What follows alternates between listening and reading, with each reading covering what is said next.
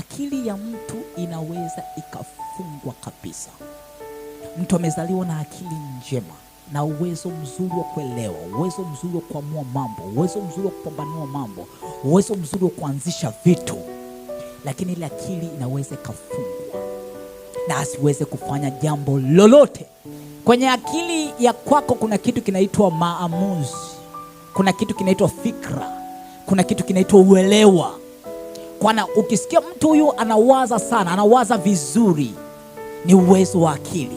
Huyu mtu ana akili ya kuelewa mambo na kufanya baadhi ya mambo. Huyu mtu tunamwita ana akili nzuri. Kwa akili yako ikishindwa kufanya baadhi ya vitu, niamini mimi, ni umeshindwa kuishi.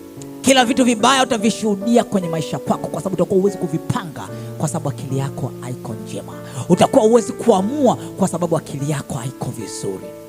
Biblia inazungumzia watu kadhaa ambao walikuwa na akili. Mungu aliwapa akili, lakini ukisoma kwenye Biblia utaona uongozi mbalimbali wanawataka watu wenye akili ili wasimame nao katika kutenda vitu. Utashangaa Farao alipoota ndoto, aliwaita watu wenye akili wamsaidie kuyatambua yale maono.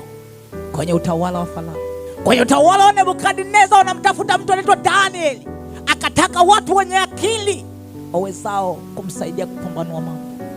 Ukienda kwenye Biblia Mambo ya Nyakati 12 mstari wa 30, utaona watoto wanaitwa wana wa Isakari. Biblia inasema walikuwa na akili za kujua wakati wa kuambia nini Israeli watende na nini wasifanye. Walikuwa na akili.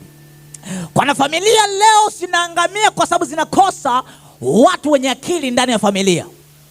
Nchi leo zinaangamia kwa sababu zinakosa watu wenye akili wa kuweza kuwa na maamuzi, wa kuweza kuelewa mambo, wa kuweza kufanya vitu. Kwa umaskini unawakumba watu wengi, umaskini unalikumba bara la Afrika, ni kwa sababu ya aina ya viongozi ambao wanazaliwa ni viongozi wasiokuwa na utashi au na akili njema ya kuweza kufanya vitu. Familia zinabaki kwenye umaskini, zinabakia kwenye mateso, zinabakia kuwa chini kwa sababu zinakosa watu wenye akili wa kuweza kufanya mambo, wa kuweza kufanya maamuzi, wa kuweza kuleta changamoto mpya ndani ya familia na kuikuza familia na kuibadilisha familia.